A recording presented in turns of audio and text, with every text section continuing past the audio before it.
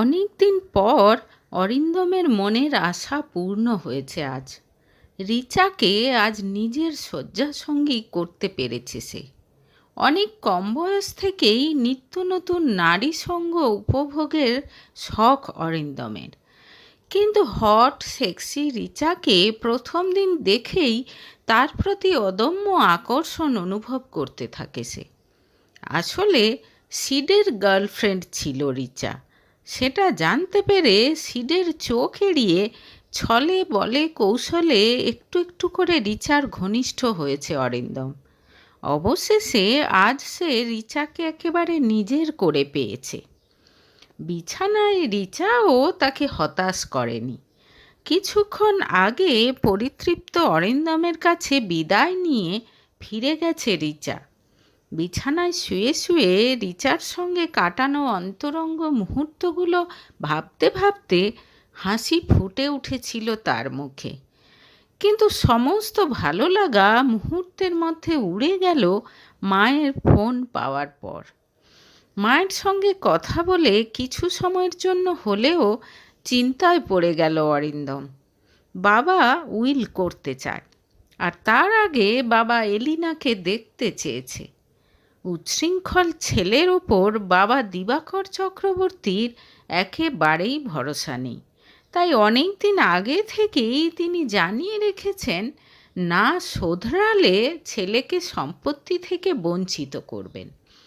তখন অত পাত্তা না দিলেও এবার যে তিনি কিছু একটা করেই ছাড়বেন সে ব্যাপারে নিশ্চিত অরিন্দমের মা প্রমিতা। বছর দুয়েক আগে মধ্যবিত্ত পরিবারের অত্যন্ত সুলক্ষণা এক মেয়ের সঙ্গে ছেলের বিয়ে দিতে চেয়েছিলেন দিবাকরবাবু। তার আশা ছিল সেই মেয়েকে বিয়ে করলে উন্নাসিক ছেলের হয়তো কিছুটা হলেও মতিগতি ফিরবে। কিন্তু সে সময় অরিন্দমের মা কিছুতেই সেটা হতে দেননি। আসলে অরিন্দমের বিগড়ে যাওয়ার পেছনে তার মায়ের অবদান কম ছিল না। ছোটবেলা থেকেই ছেলেকে অবাধ স্বাধীনতা দিয়ে রেখেছেন তিনি। বাবা সংরক্ষণশীল মনোভাবের হলেও আধুনিকা মা প্রমিতা সব সময় ছেলেকে বিলাসবহুল জীবনযাপন করতে মদত দিয়েছেন। বাহ্যিক জাঁকজমক আড়ম্বরের ওপর প্রমিতার আকর্ষণ ছোটবেলা থেকেই। অগাধ সম্পত্তির মালিক দিবাকরের ঘরণী হওয়ার সুবাদে জীবনটাকে আভিজাত্যের মোড়কে একেবারে মুড়ে নিয়েছিলেন তিনি। তাই দিবাকর যখন সাধারণ বাড়ির একটি মেয়ের সঙ্গে ছেলের বিয়ের সম্বন্ধ আনলেন, তখন ভেতরে ভেতরে প্রমিতা একেবারে রেগে আগুন হয়ে গেলেন। ছেলের সঙ্গে পরামর্শ করে দিবাকরকে জানিয়ে দিলেন যে এলিনা নামে ছেলের একটি বান্ধবী রয়েছে এবং তাকেই ছেলে জীবন সঙ্গিনী হিসেবে নির্বাচন করে রেখেছে। অগত্যা চুপ করে যান দিবাকর। আজ 2 বছর পর এলিনাকে দেখতে চেয়েছেন তিনি। শর্ত রেখেছেন যদি এলিনাকে তার পছন্দ হয় তবে তার সঙ্গে ছেলের বিয়ে দিয়ে সমস্ত সম্পত্তি ছেলের নামে করে দেবেন, আর নয়তো তার সম্পত্তির অর্ধেক তিনি অনাথ আশ্রমে দিয়ে দেবেন। আমি কিছু জানি না মা, এখন তুমিই জানো এলিনাকে কোথা থেকে বার করবে। আরে বাবা, তোর এত বান্ধবী আছে, তাদের মধ্যে কোনো একজনকে এলিনা সাজিয়ে নিয়ে চলে আয় না। না মা, ওদেরকে দেখলে বাবা আমার ওপর আরও ক্ষেপে যাবে। বাবা যেরকম চাইছে ওরকম মেয়ে তো ওরা নয়। রাতভর জেগে পার্টি করে। যে কোনো পুরুষের শয্যাসঙ্গী হতে এরা দুবার ভাবে না। তাছাড়া কেউ যদি এলিনা সেজে যেতে রাজিও হয়, তারপর তার থেকে মুক্তি পাবো কী করে? সে যদি সত্যি সত্যি বিয়ের জন্য আমাকে চাপ দিতে থাকে। তুমি তো জানো এখনই ওসব বিয়ে টিয়ে আমার দ্বারা হবে না। বেশ চিন্তার ব্যাপার হলো তো। জানিস তো বাবার কেমন জেদ। সত্যি হয়তো অর্ধেক সম্পত্তি অনাথ আশ্রমে দান করে বসলো। না না, সেটা কিছুতেই হতে দেয়া যাবে না। ঠিক আছে, আমি ভাবছি, তুমিও ভাবতে থাকো কি করা যায়। কথাগুলো বলে ফোন রেখে দেয় অরিন্দম। এত সুন্দর মুডটা একেবারে নষ্ট করে দিল। এইসব জটিল চিন্তা ভাবনার মধ্যে একেবারেই পড়তে চায় না সে। নিশ্চয়ই মা কিছু না কিছু একটা ব্যবস্থা করে নেবে, এই ভেবে বিলিয়ার্ড খেলতে চলে গেল সে। আর এদিকে চিন্তায় পড়ে গেলেন প্রমিতা। স্বামীকে তিনি খুব ভালো করে চেনেন। এত বড় ডাক্তার তিনি, এত নাম ডাক্তার, কিন্তু ধ্যান ধারণা সেই মান্ধাতা আমলের। আসলে ডাক্তারিটা তাদের পারিবারিক পেশা বলা যেতে পারে। দিবাকরের বাবা ও দাদু দুজনেই ছিলেন নামকরা ডাক্তার, কিন্তু দিবাকরের ছেলে অরিন্দম সেই পরম্পরা ভেঙে দিয়েছে। আসলে পড়াশোনা করতে অরিন্দমের কোনো দিনই ভালো লাগতো না। কোনো রকমে মাস্টার ডিগ্রি পাস করতেই নিজের প্রভাব খাটিয়ে প্রমিতা তাকে একটা বড় জায়গায় চাকরিতে ঢুকিয়ে দিয়েছেন। প্রমিতার ওপর এজন্য খুব বিরক্ত দিবাকর, কিন্তু কি আর করবেন, ঝামেলাঝাটি একেবারেই পছন্দ নয় তার। বিয়ের কিছুদিন পর প্রমিতার স্বভাব বুঝে গেছিলেন তিনি।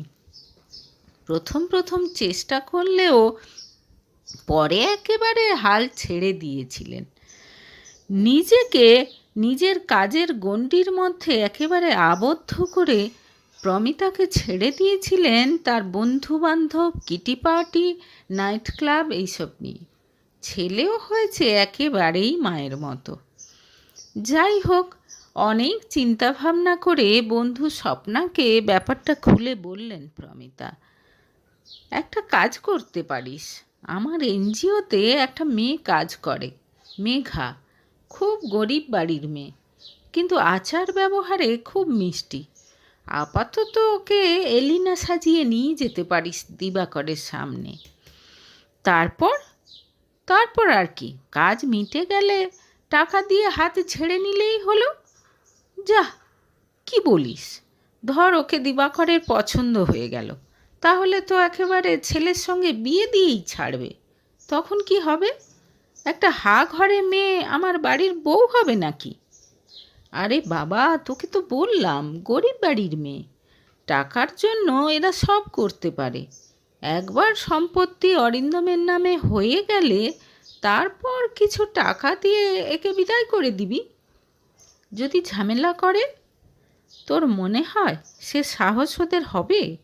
আচ্ছা, ওই ব্যাপারটা না হয় তুই আমার ওপর ছেড়ে দে। তুই দিবাকরকে কিভাবে ম্যানেজ করবি সেটা ভেবে রাখ। তাছাড়া বিয়ের পর অ্যাডজাস্টমেন্ট হচ্ছে না বলেও তো ডিভোর্স দেওয়া যায় নাকি? বন্ধুর কথায় শেষমেশ রাজি হয় প্রমিতা। তার সঙ্গে গিয়ে একদিন দেখা করেন মেঘার সঙ্গে। সত্যি, মেঘার কথাবার্তা, আচার ব্যবহার খুব মিষ্টি। গায়ের রং মোটামুটি কালোর দিকেই, কিন্তু মুখটা ভারী সুন্দর। চোখ দুটো বড্ড মায়াবী। ভালো লেগে যায় প্রমিতার।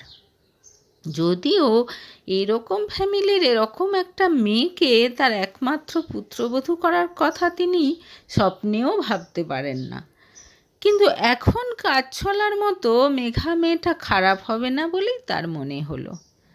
সেদিন রাতে ছেলের সঙ্গে অনেকক্ষণ পরামর্শ করলেন প্রমিতা।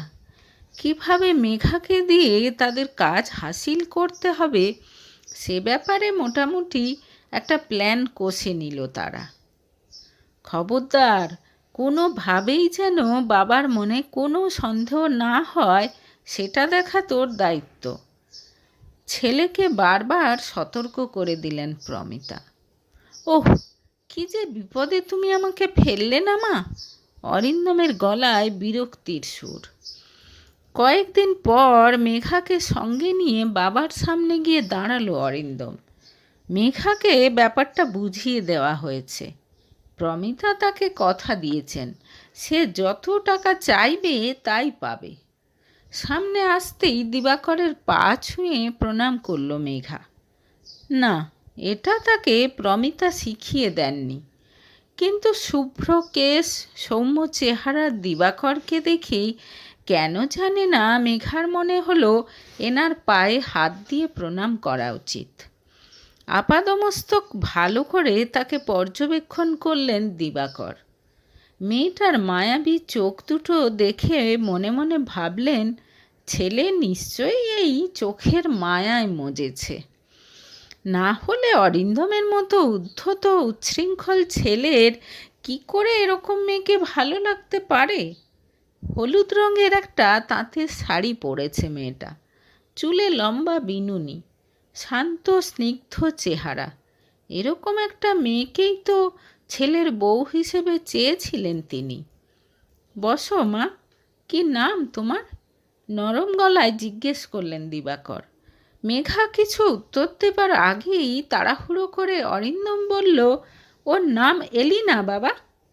বিরক্ত হয়ে ছেলের মুখের দিকে তাকালেন দিবাকর, তারপর মেঘার দিকে তাকিয়ে থাকলেন উত্তরের আশায়। নিজেকে সামলে নিয়ে মেঘা উত্তর দিল, আমার নাম এলিনা কাকাবাবু। কাকাবাবু? মেঘার কথা শুনে অবাক হয়ে তার মুখের দিকে তাকিয়ে থাকলো অরিন্দম। এটা কেমন গাইয়া? না, সব ডোবাবে মেয়েটা। মনে মনে মায়ের ওপর খুব রাগ হলো তার। কেমন ট্রেনিং দিয়েছে কে জানে। এদিকে মেঘার মুখে কাকাবাবু ডাক শুনে একেবারে মুগ্ধ হয়ে গেলেন দিবাকর। আজকালকার ছেলেমেয়েরা তো কাকাবাবু ডাকতে শেখেইনি। মেঘার ব্যাপারে বিশদ জানতে কৌতূহলী হয়ে উঠলেন তিনি। বাবু, তুই এখন যা, আমি এলিনার সঙ্গে একটু কথা বলবো, ছেলেকে আদেশ দিলেন দিবাকর। অগত্যা মেঘাকে বাবার ঘরে রেখে বেরিয়ে আসতে বাধ্য হলো অরিন্দম। কিছুক্ষণের মধ্যেই মেঘার সঙ্গে আলাপচারিতায় মগ্ন হয়ে পড়লেন দিবাকর। শুধু এলিনার নামটা ছাড়া এলিনার আর সমস্ত কিছু খুব ভালো লেগে গেল তার। তোমার বাবা শখ করে নাম রেখেছেন, এ ব্যাপারে আমি কিছু বলবো না, কিন্তু আমার বাড়িতে এলে আমি তোমাকে অন্য নাম দেব। আপনি আমার ডাকনামেও ডাকতে পারেন, আমার ডাকনাম মেঘা। হ্যাঁ, মেঘা, এইটা খুব সুন্দর নাম, আমি তোমাকে মেঘা বলেই ডাকবো। খুশি হন দিবাকর। কিছুক্ষণ পরেই প্রমিতা এসে তাদের আলোচনায় ব্যাঘাত ঘটান। কী ব্যাপার, আজ প্রথম এসেছে মেয়েটা বাড়িতে, তুমি একাই কি শুধু ওর সঙ্গে গল্প করবে নাকি? চলো তো এলিনা, একটু কিছু মুখে দেবে চলো, বলেই হাত ধরে মেঘাকে একেবারে তুলে নিয়ে চলে যান তিনি। বেশি কথা বললে ধরা পড়ে যাওয়ার সম্ভাবনা বেশি। এক টেবিলে বসে চা খেতে খেতে এই প্রথম মেঘার দিকে ভালো করে তাকালো অরিন্দম। সে যে ধরনের মেয়েদের সঙ্গে মিশতে অভ্যস্ত সেরকম একেবারেই নয় মেঘা। হট সেক্সি কোনোটাই নয়, কিন্তু তবু কেন জানে না মেঘার দিকে তাকিয়ে থাকতে ভালো লাগছে তার। যদিও মেঘার ব্যাকগ্রাউন্ড মনে পড়তেই সঙ্গে সঙ্গে তার দিক থেকে মুখ ফিরিয়ে নিল সে। এরকম একটা সাবস্ট্যান্ডার্ড মেয়ের সঙ্গে আপাতত কিছুদিন যোগাযোগ রাখতে হবে তাকে। সে জানে না বাবার মনে কি আছে, কিন্তু যত তাড়াতাড়ি এসবের থেকে মুক্তি পাওয়া যায় তত মঙ্গল।